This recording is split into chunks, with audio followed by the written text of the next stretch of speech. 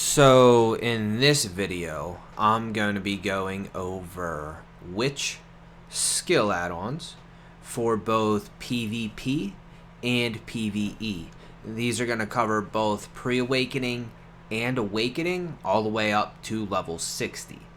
If you do not know what a skill add-on is yet, starting at level 50, your main Black Story questline will take you to your first skill add-on. This is typically right in Kelphion City. Now if we go into Kelphion, it's going to be right here by the little church. You're going to talk to a guy named Valk. And Valk is going to give you your first level 50 skill add-on. And these skill add-ons are very essential. However, they can be built many different ways. So if you've already done that and you do not know how to find your skill guy, all you got to do is you go to world map, press down on the D-pad, and then you go and find skill instructor. Then you press R2. Pressing R2 will then locate the nearest skill instructor. In Glitch, it is this guy right here. So what we're going to do is we're going to come over to the skill instructor, and you press R1 twice. This is the new skill menu. So it's actually, you press R1 4 times and you go over to skill add-on.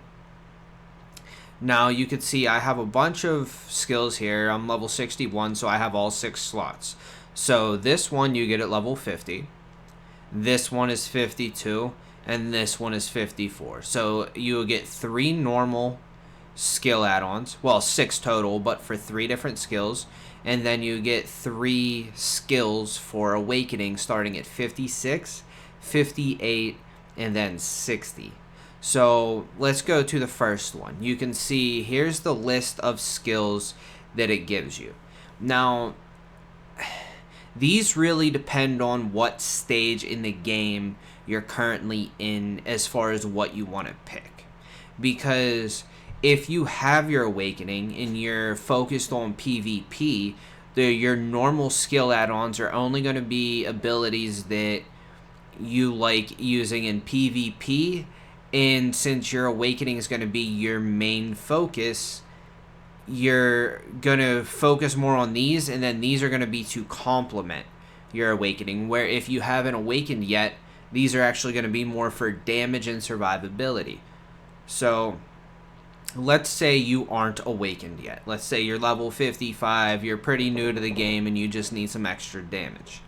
So what I would pick then is, well, you got to figure out what main abilities do you use. Some people swear by Chain Lightning. I personally don't.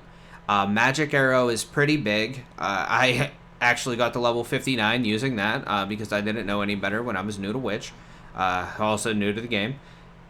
So, but I do suggest Fireball.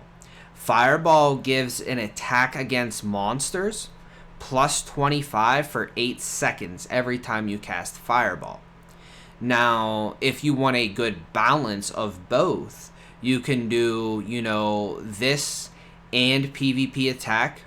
Or if you want just PvP, I suggest PvP attack plus the 15% down smash to target. That's also huge. And the casting speed is also another really good one. Actually, these are all really good. I mean, obviously, if you're focused on PvP and you want to be the strongest PvP, you really don't want the attack against monsters because that's strictly PvE. However, the rest of them are very good. Now, if you're an AP accuracy build, the accuracy will scale really well. However, if you're not an accuracy build, you probably want to go casting speed. Now, as far as this attack speed, negative to target, I personally don't feel like 4% is even worth it. And this 15% chance to down smash is a chance to knock down the target, which is CC, which is very useful. So that's the personally one I go for. If I go for the PvP build, I'll do PvP attack plus 10 and 15% down smash to target. But all of them are good for different reasons, like I explained. Now, I'll go through the rest of these just kind of in order so you can understand and kind of decide for yourself. So Blizzard is one of the strongest abilities in PvP. you have a frontal block. It does mass amounts of damage, and it gives an AoE slow to everything it hits, and that's for movement and attack and cast. So if you're doing Node Wars, the all defense for 10 seconds is pretty good, and the crit is okay. I personally don't suggest it. Some people might. I mean, it is a chance to do much more damage on hit. However, I personally feel like the all defense would be better in every scenario, and then you can do instantly recovery HP on hit, which is actually a lot stronger than it sounds, because Blizzard hits each target multiple times in up to like 11 or 12 targets. So if, let's say, for every single ticket hits 12 people, you're healing 100 HP, so you could potentially heal 1,000 HP during your Blizzard. So if you're casting this with the HP per hit and the all defense, you can basically be invincible during your Blizzard plus your frontal block. However, if you want it to focus on damage, you can go critical rate and the dot, which will inflict pain. And how these dots work in Black Desert is the dots actually bypass any, they work as true damage, I should say. They bypass DP, so you're doing that 45 pain damage per 3 seconds for 12 seconds, so you're really doing 180 damage on each target, regardless if they're DP memes or not, which I find is really good if you're looking for raw damage. Now, Frigid Fog is a really good ability. It really depends on if this is going to be something in your main rotation and what you're using it for. Once again, if you're going PvE, you can pair this up with a fireball and you instantly got, 45 extra AP against monsters for self, which is huge. Now, if you're going for PvP, you can pair this up with the PvP attack and with the fireball and have 15 extra PvP damage for self. Now, in a defensive scenario, which is what a lot of people use this, they'll either cast Frigid Fog and then teleport away, or they will teleport into a Frigid Fog and play offensively. Now, I suggest the movement speed and the PvP attack if this is something you're going to do, because that movement speed will help a lot more than what you may realize. That's huge. That's like having extra movement speed in your boots. Now, Freeze. Freeze, once again, 20 attack for self to monsters, and you have your 5 AP. That's also really big. All defense, however, plus 15 for self is really big. And the other ones I don't really suggest. This last one, the MP, can be good if you're working, if you want to like drain your target's mana. However, at this point in the game, most people know to use mana pots and or have a auto-potting fairy. Earthquake, same thing, 20 AP monsters, 5 PvP, all defense. Now for this one, I pretty much only use Earthquake in PvP scenarios, and it's mainly for a CC. So I would do the PvP attack and all defense. It's except for early game. Early game, it could be really good in PvE if you're not really strong yet. It can, so the all attack against monsters could be beneficial. However, 20% crit rate is also really good. I don't find much damage out of Earthquake. I mainly use it for CC. So the reason why I'd pick well, I guess you could use the crit rate for the same thing, but I picked the PvP attack because out of Earthquake, I'll typically cast a Meteor, where I guess you can also apply that to the critical rate, and have a 20% higher chance to get a Meteor crit. Now, Fireball, we already went over this one. Lightning. Lightning and Fireball are going to be my two picks pre-awakening because both of them have a very good flow. Lightning into Residual Lightning is going to be your main damage AoE ability pre-awakening. And same thing with Fireball Explosion. So in a PvP scenario, I personally go, a PvE scenario, sorry. Pre-awakening, I pick Lightning, attack against monsters, 20. And the Fireball, attack against monsters, plus 20. and those stack on top of each other. Now the rest of these I really don't care. I personally pick PvP attack because if somebody tries to PvP me while I'm grinding PvE, I want to have a little bit of a higher chance to survive. So I just pick the PvP attack because all these other ones are really, you know, minimal at best. Now lightning chain, I kind of went over this already. I don't really like it. Now there are exceptions. If you are power leveling a witch after you already have a main witch, and you're using this at very low levels, lightning chain is good. However, after level 50, when you would get your skill add-on, I just don't see lightning chain even worth being in your rotation anymore, so I'm not really going to go over any of those.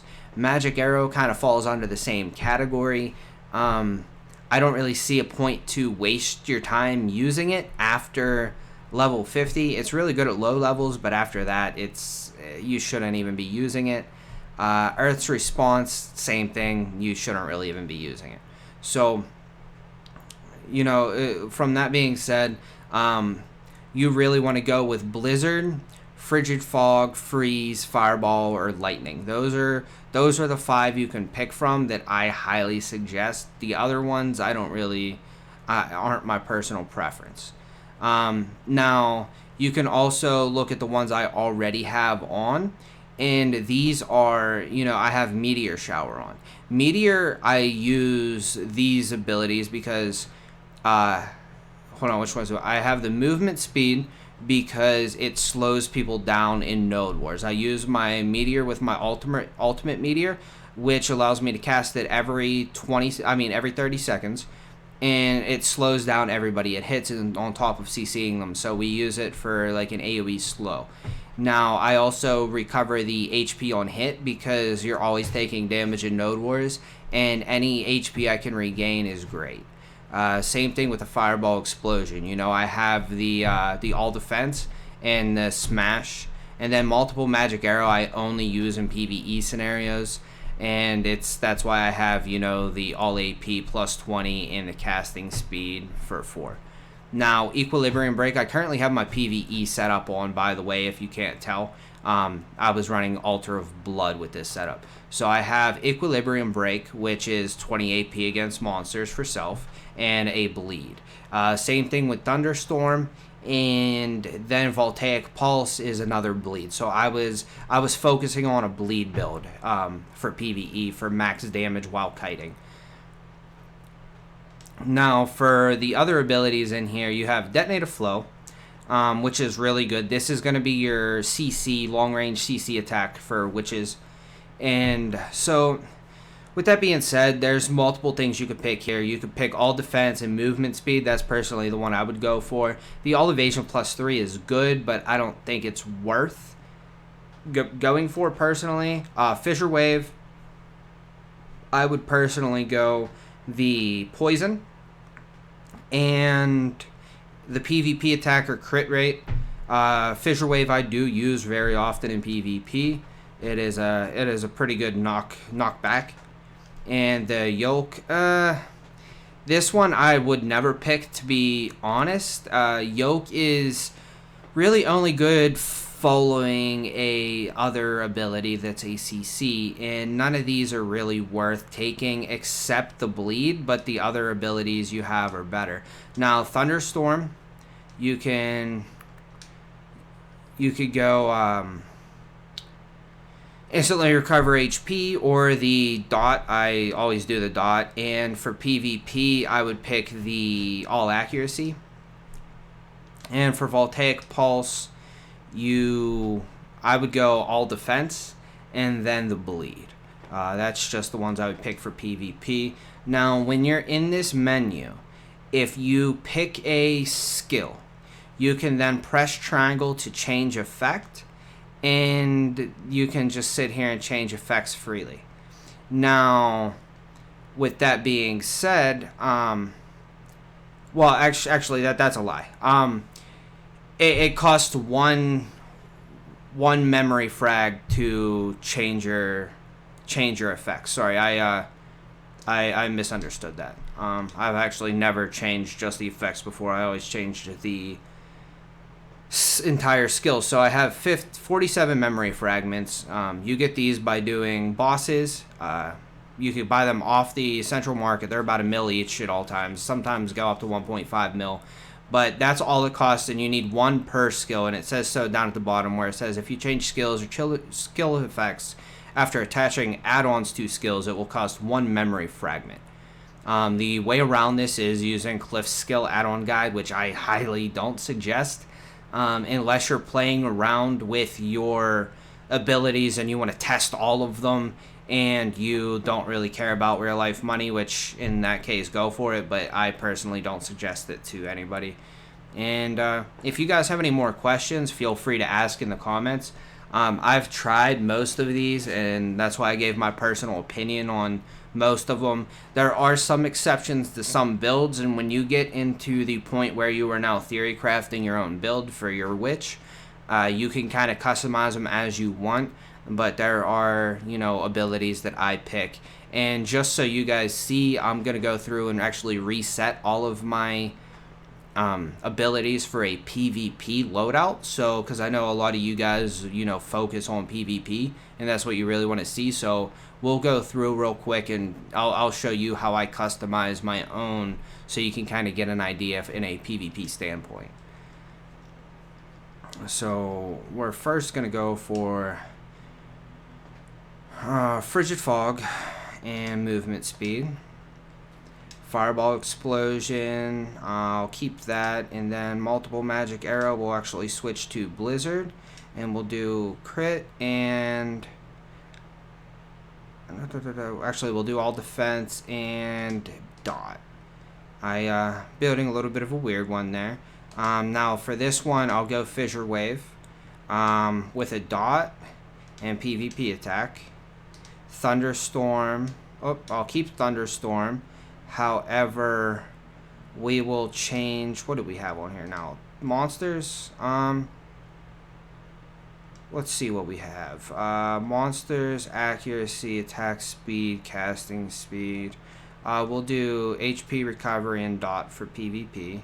And voltaic pulse, we will do, what do I have there? All evasion +5. Let's change that to a all defense +10 and a dot. So that's what I'll personally do, and I'll leave the screen up for a second. But this is what I'll personally do, is a PvP loadout on a level 60 witch. 61, but 60 is when you get your last skill add-on. And if you guys have any questions on why I picked these, or you don't quite understand, or you think, you know, something would be better for my build, I'm welcome to hear all suggestions or advice or whatever. But I personally, after all the testing I've done and through guildmates and various PvP node wars, PvP practice, PvP tournaments, this is, you know, kind of what I've come up with that kind of fits witch best in my honest opinion. And thank you guys for watching. Stay tuned. I'm gonna come up with more witch guides as you guys keep asking me for. And make sure you follow me on Twitch. I do live Q&A every time I'm on, and starting to get more active since you guys keep requesting that I'm more active on Twitch. So I appreciate it. Don't forget to subscribe.